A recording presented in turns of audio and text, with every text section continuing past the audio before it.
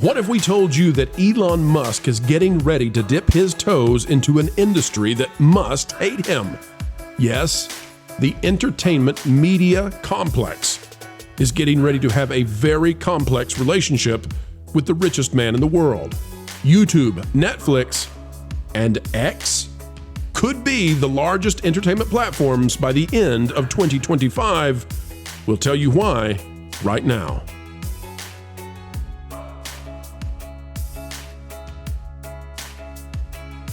Hello, ladies and gentlemen. Welcome back to the place that continues to break down entertainment because we want to build it back up and we want them to win. Drawing them back to the sensible center, the mainstream middle, where money can be made despite their kicking and screaming.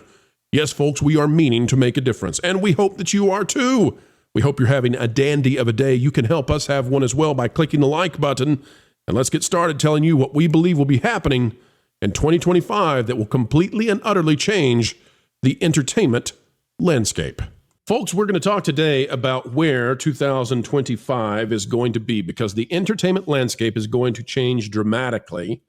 And the media pundits, the intelligentsia, they do not know what's going to happen, but we do. So we're here to tell you so that you can say, truly, we kept you ahead of the culture curve. All right, we're going to start with a strange place, but I promise by the end, it's going to get weirder, but you're going to be a lot smarter. Out of the AP, that's the Associated Press, NFL football with Beyonce comes to Netflix for the first time. This is by Joe Reedy. Netflix will have one of its biggest days Wednesday. This was before Christmas. It was on the eve. Some people call it Christmas Eve. Go figure. Netflix will have one of its biggest days on Christmas since the site launched in 1998 when it aired 2 NFL games for the first time. NFL Christmas Game Day on Netflix began with a 2-hour pregame show at 11 a.m. Before Pittsburgh hosted Kansas City, Baltimore faced Houston.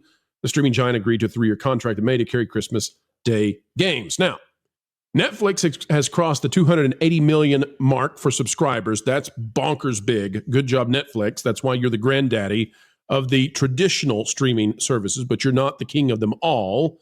YouTube has taken that away from you. Sorry. But the NBA is mad right now. LeBron James even came out. He's angry because now that Netflix is showing the NFL on Christmas Day, nobody's watching the NBA on Christmas Day. Oh, well, I'm sorry. Netflix came in and won with that, and they're not going to give it up. So Netflix is doing well. Who else is doing well in terms of the streaming landscape upcoming? Well, let's take a look, folks. From the Nielsen gauge, most recent we have, YouTube is in the lead at 10.8% of total streaming. That's everybody out there streaming the platforms. 10.8% of the time, it's on YouTube. Netflix is in second. It's a distant second with 7.7. And then Amazon Prime has been slipping. It's down at 3.7.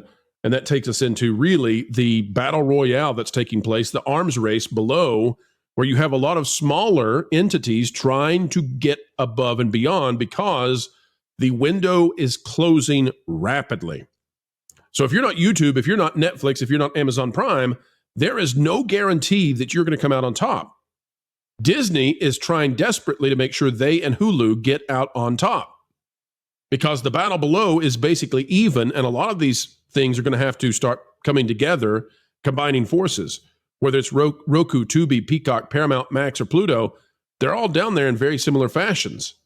Now, what this means, by the way, is that if you're looking for who's in the lead and going to be in the lead in 2025, look at the gaming industry for a moment, the gaming industry.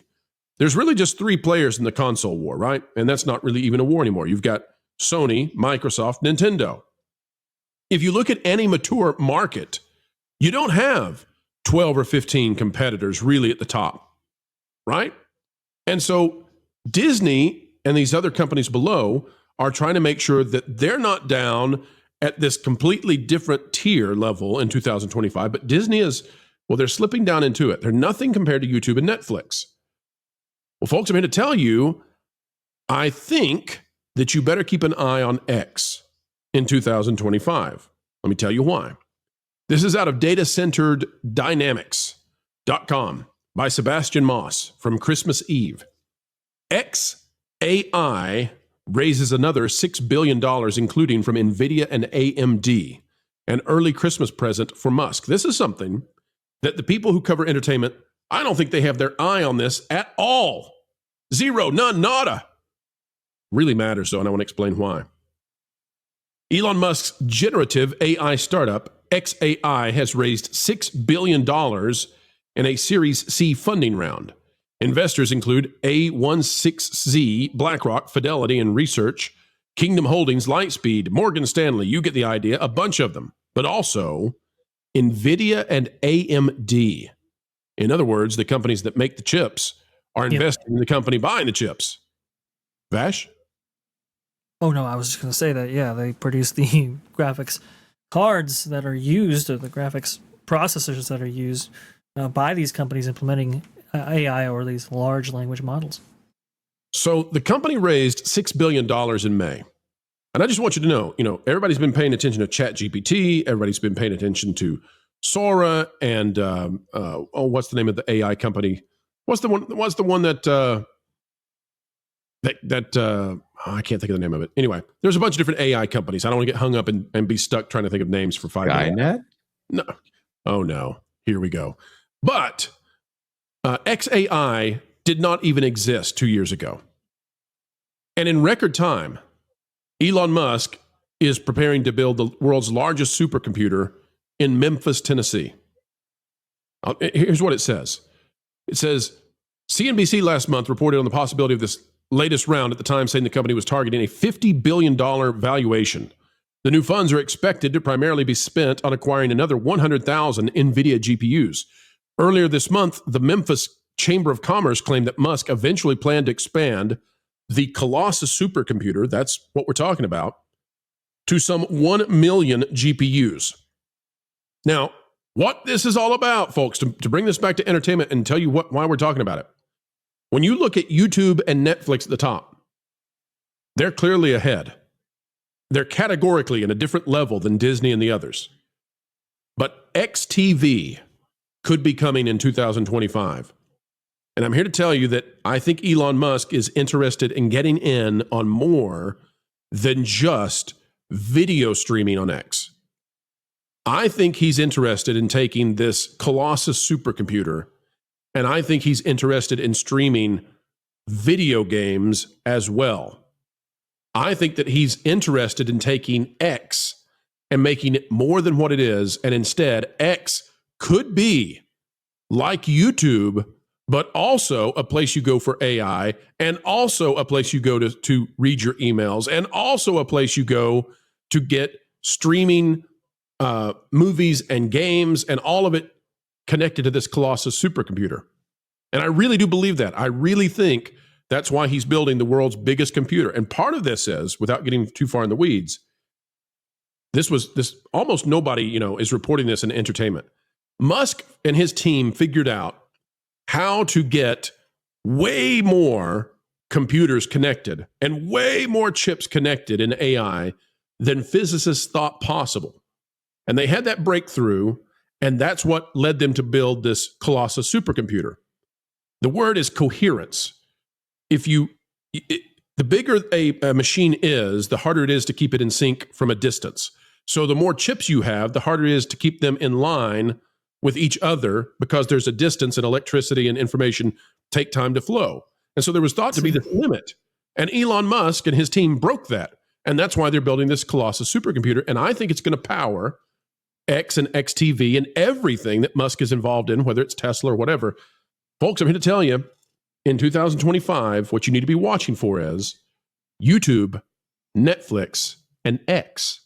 And I think that this is my prediction, and I could be wrong, but I'm going to go out on a limb here. This is not one of those scoops. This is a prediction.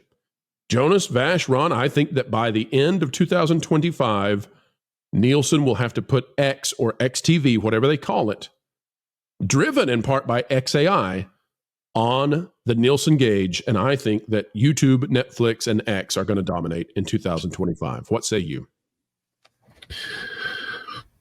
If it launches like that, it's still going to take some time to catch on, I would think, but it really depends. I mean, the landscape, as we know, there's something happening on the 20th of January that's going to change the entire landscape of the country and the direction that it goes, and the direction for all of entertainment, realistically speaking. Does this coordinate with the Starlink satellites that he's putting up, this Colossus? Is that a part of it as well? I think the Starlink is going to make it doesn't connect with the AI, but what I think the Starlink does is it ensures that you'll be able to stream, whether it's gaming or artificial intelligence or movies or shows on XTV anywhere, literally anywhere, and he can bypass the need for cable to have him on. Like the idea is that with Starlink and then combined with X, the whole system's uncancelable. So whatever happens with governments in the future, you can't take it down the way they did with Parler. Does that make sense? Yeah. It's very, I don't know, to me, this whole, it is fascinating what Elon is doing, because he has changed so much. And that was also quite a surprise to me to look at the chart and see how low Max was, considering the content that's available on Max.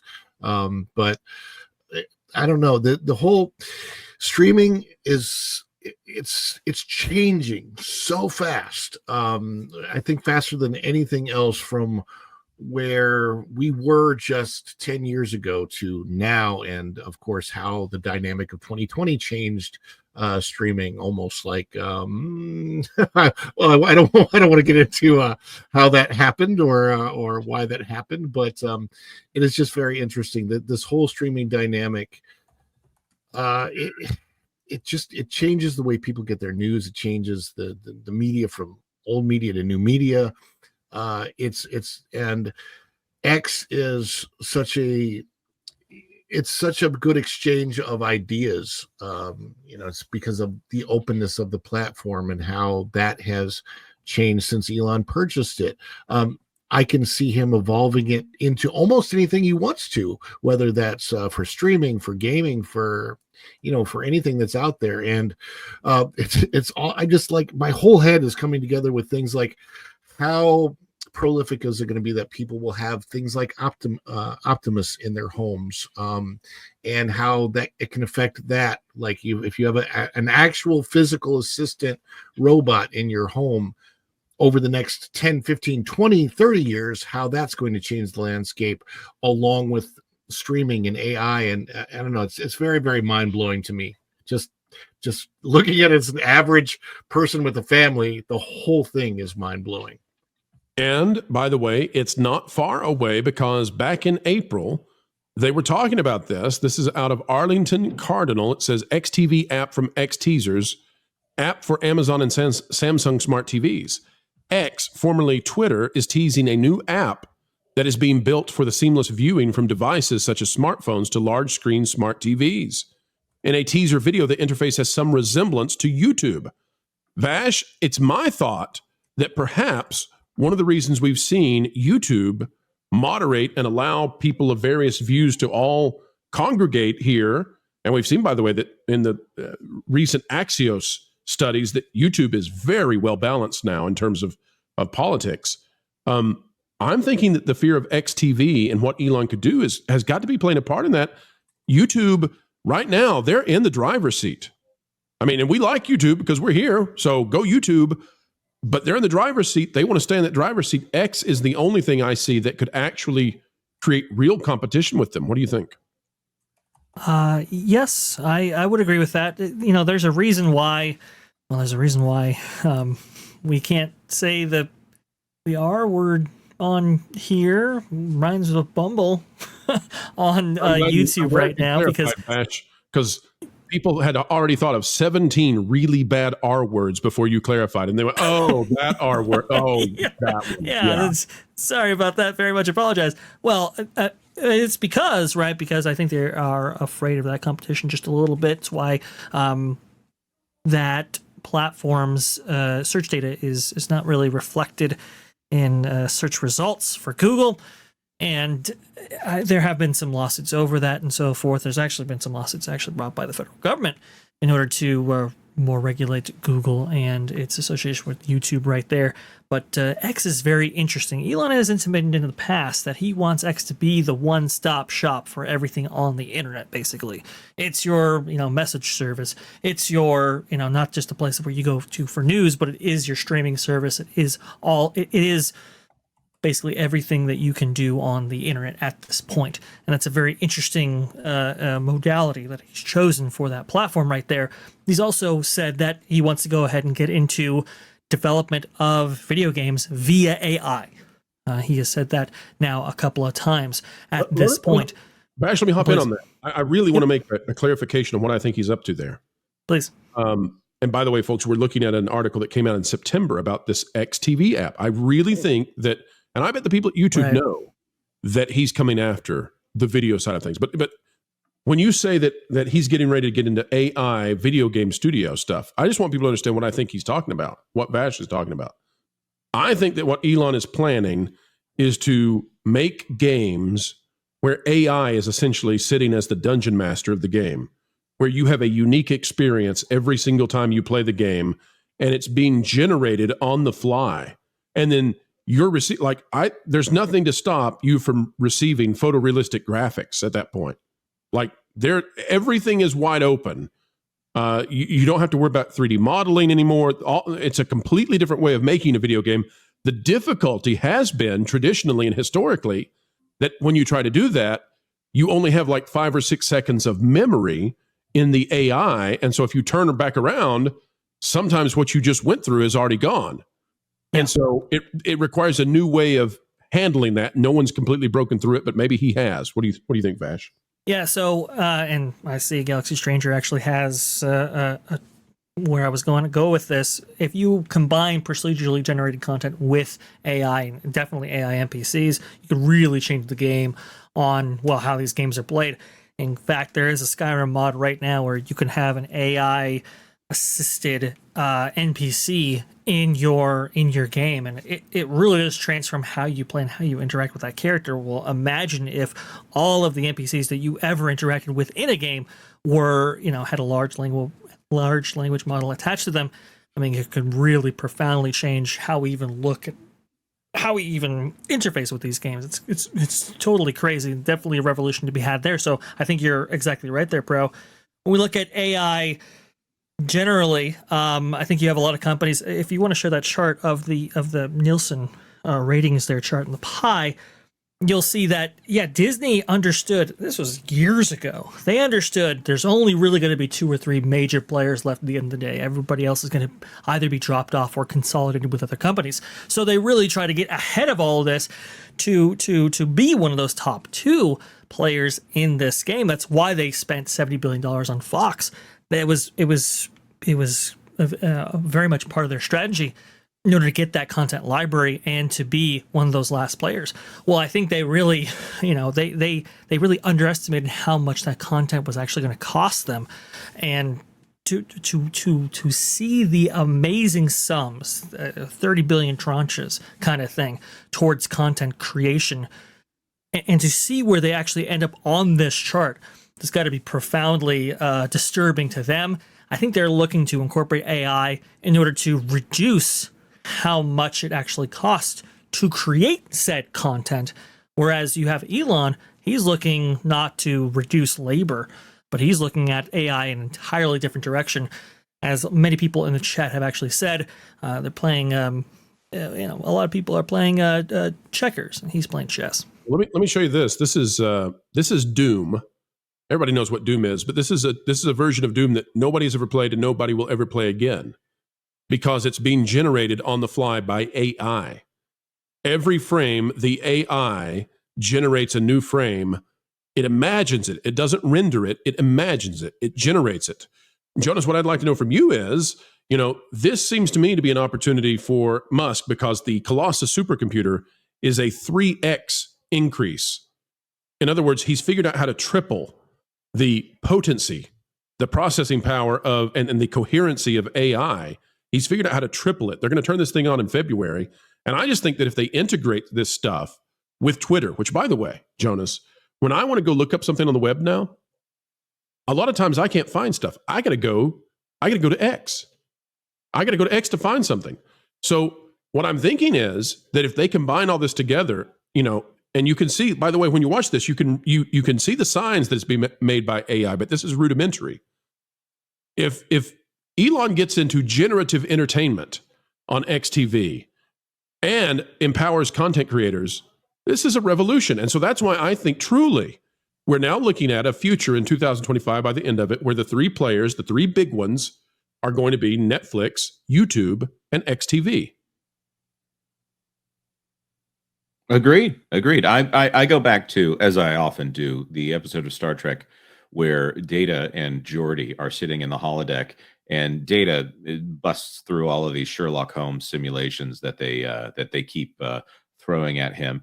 And Geordi says a phrase that he probably shouldn't say. He should have said, "Create a character that is capable of defeating Sherlock Holmes." But he said, "Computer-generated character that is capable of beating Commander Data." And then the artificial intelligence, of course, ends up escaping the holodeck in some form. It's a fascinating episode.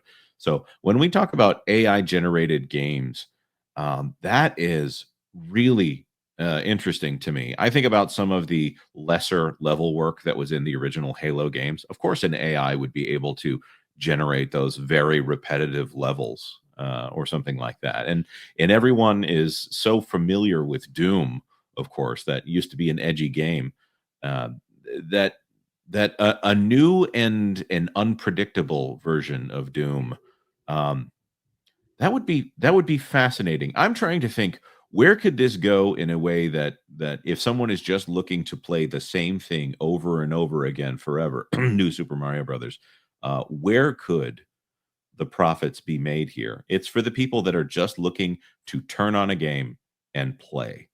And of course, Elon Musk is capable of doing that. And if he's capable of modifying existing IPs to the point where he doesn't get sued, well, that's even more fascinating. And I think we're at that point where with AI and with some of these other things, as Elon Musk is going in this direction, we could see a point where there's really no need to separate out gaming from other forms of entertainment in terms of ratings. So we'll see what happens, but that's where I think 2025 is going in terms of the entertainment platforms.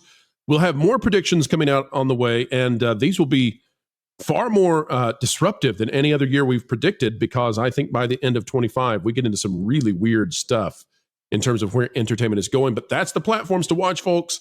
X, YouTube, Netflix. Disney, I think, is going to have a rough year. That's my prediction.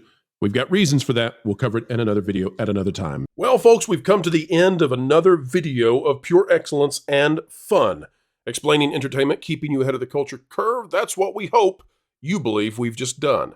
And why should you believe it? Well, because we've done our very best to make it so, to be true, to be factual, and to do what the mainstream so-called access journalists simply won't. Folks, you can help share this out across the fruited plains of YouTube by clicking the like button, share, subscribe, click it, stick it to the algorithms. It is the notification bell. Drop a comment down below. Let us know your thoughts.